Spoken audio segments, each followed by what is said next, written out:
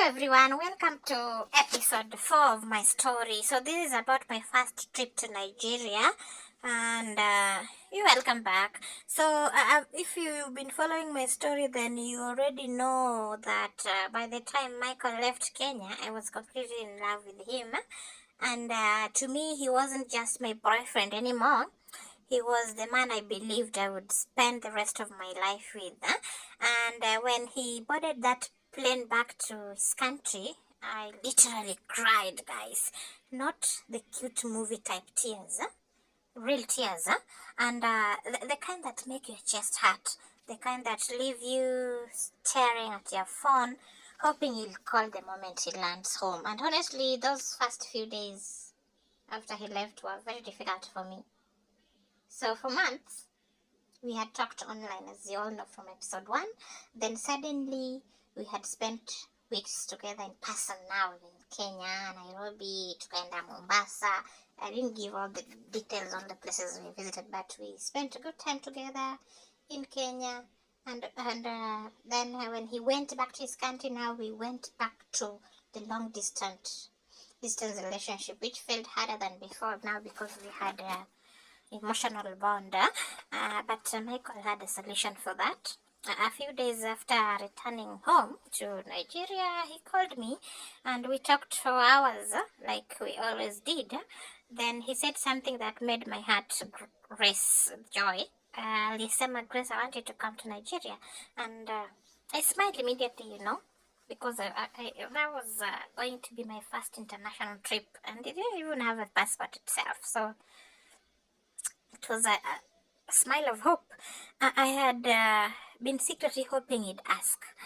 And the thought of visiting another country excited me as a little college girl. And the thought of seeing him again excited me even more, But then reality hit me. I didn't even have a passport. I didn't even have the yellow fever card, the vaccination card needed for such travels.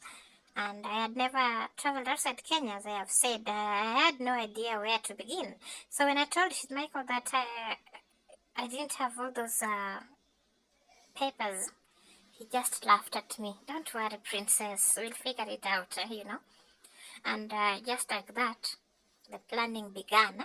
So after the first, for the next few weeks, my life revolved around one thing: preparing for my trip to the Nairoland. So I started researching on passports, travel requirements, the airport, the flights, everything.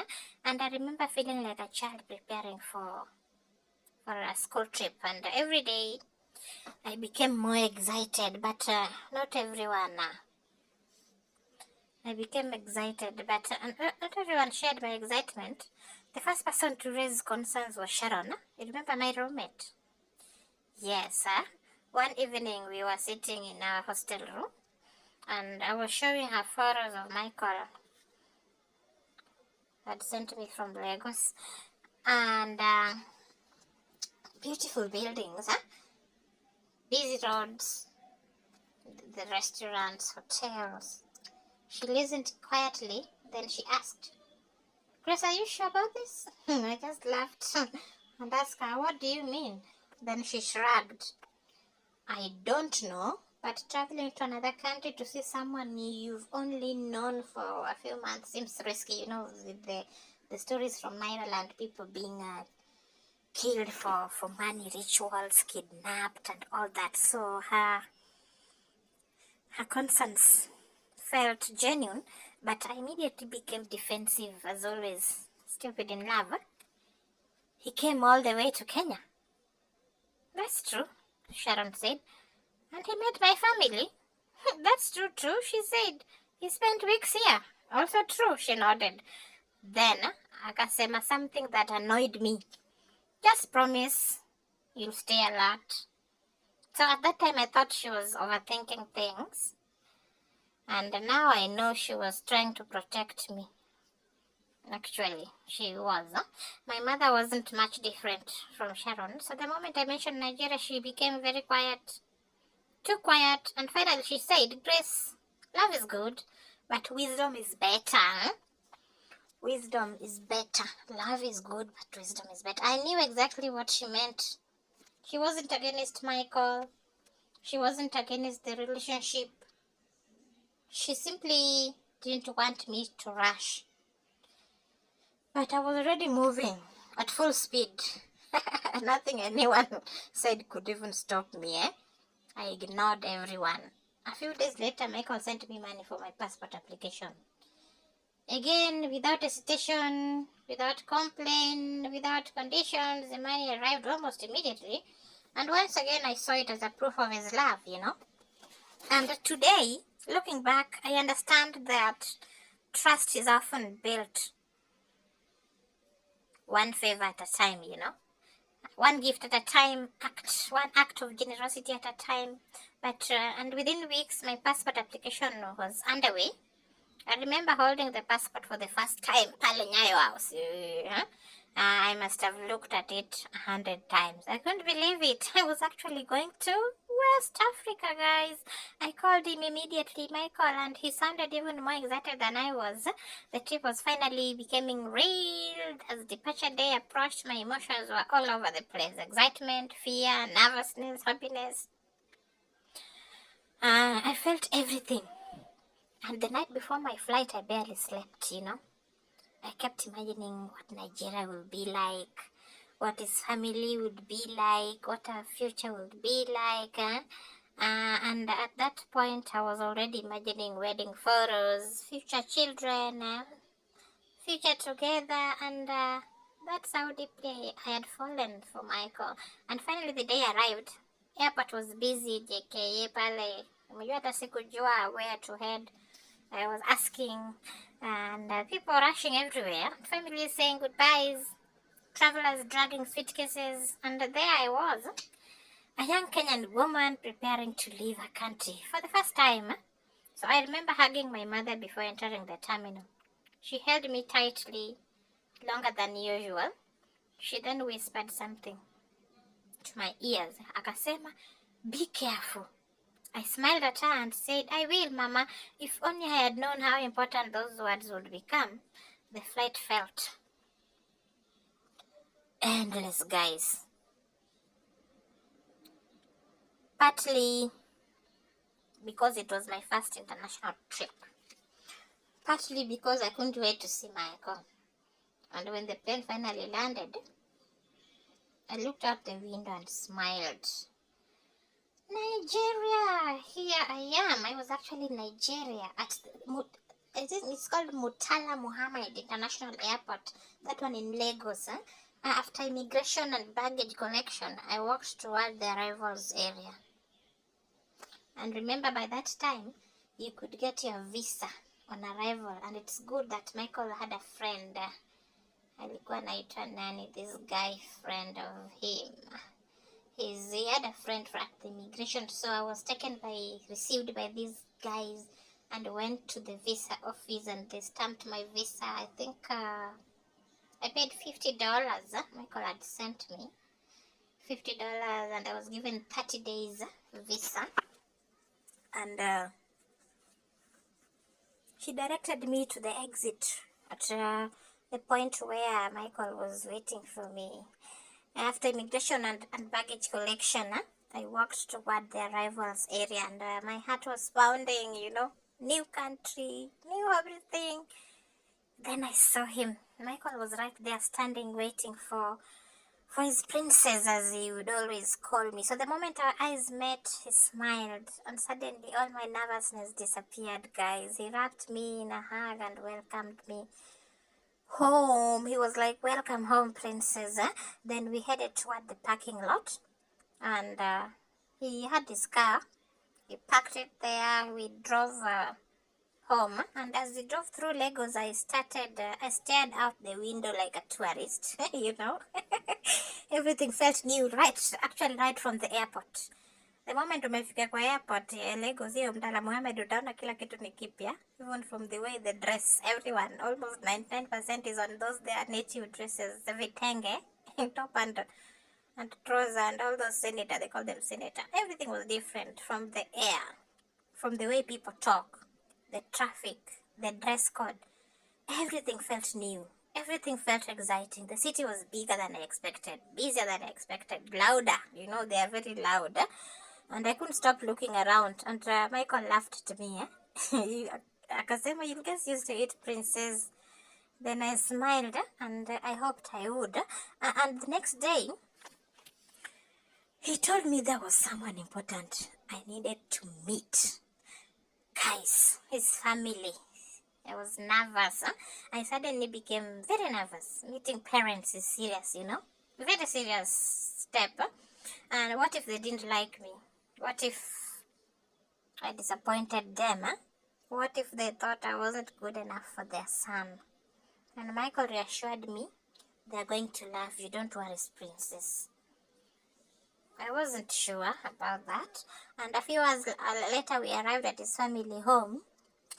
In that place was called Victoria Island. Yeah, they had a very beautiful mansion at the Victoria Island. The Victoria Island is actually considered a place for rich Niger folks. So we arrived at his family mansion in Victoria Island. Guys, I took a deep breath, then stepped out of the car. And something happened that completely surprised me. They welcomed me like family, not like a guest, actually. Family. His mother hugged me, my daughter, his sisters hugged me. Welcome, auntie, welcome. His mother's brothers greeted me warmly. Welcome, welcome. Everyone seemed genuinely happy to see me. I couldn't believe it. They treated me with kindness from the very beginning. The entire evening felt perfect, and we laughed, we ate, and talked, and we shared stories. And for the first time, I felt like I belonged, you know. His mother even pulled me aside later. She smiled and said, Michael talks about you all the time. And my heart nearly exploded. I felt accepted, loved, and welcomed, and everything seemed perfect. Almost too perfect, guys. And over the next several days, things only got better. And Michael showed me around Lagos. We visited different places. We took photos, created memories. And his family continued treating me like one of their own, you know. And every single doubt I had ever entertained disappeared. Completely disappeared. At least that's what I thought. And then one evening, something happened. Something small. So small that I barely paid attention to it. But looking back now, it was the first real crack in the picture perfect image, guys. That evening, everyone was gathered in a living room, talking, laughing, watching TV. And at one point, Michael's older aunt asked me a question. A simple question. Have your parents visited Nigeria yet? I shook my head no. She looked surprised. Very, very surprised, guys. Then she said something strange. Oh. Before she could continue, Michael interrupted her immediately, changing the subject almost too quickly. And at the time, I didn't think much of it, but I noticed the expression on her face. There was like confusion, almost concern, and a few minutes later she tried bringing up the topic again, and once again Michael shut the conversation down. Fast, too fast. I remember thinking it was odd, but I convinced myself it was nothing to worry about. After all, everything else was going so well, right? And a few days later my trip came to an end, and I wasn't ready to leave, not at all. Leaving my boyfriend felt harder than ever. Leaving his family felt emotional. But by then they felt like my family too. And at the airport, Michael held my hand. Then he looked directly into my eyes and said something that would change my course of life forever. He said, Princess, next time you come to Nigeria. He paused and smiled. Then he continued, it won't be as my girlfriend. I stared at him confused. He squeezed my hand. Next time you come back, you'll be my wife. And my heart stopped. I couldn't speak. I couldn't think. All I could do was smile sheepishly like a stupid girl in love, you know. Because at that moment I believed every dream I had ever prayed for was finally coming true. But what I didn't know was that some dreams become nightmares. And in the next episode, guys, I'll tell you what happened after I landed back. I returned to Kenya. I'll tell you how Michael officially proposed and why my family started noticing warning signs that I completely ignored. So stay tuned for episode 5, and that is where the tension will start rising now significantly. Michael will visit Kenya again.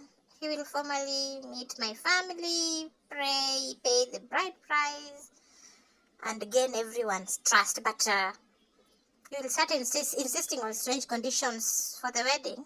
So stay tuned. Stay tuned so that you can know what happens next in episode 5. Please click that subscribe button, guys.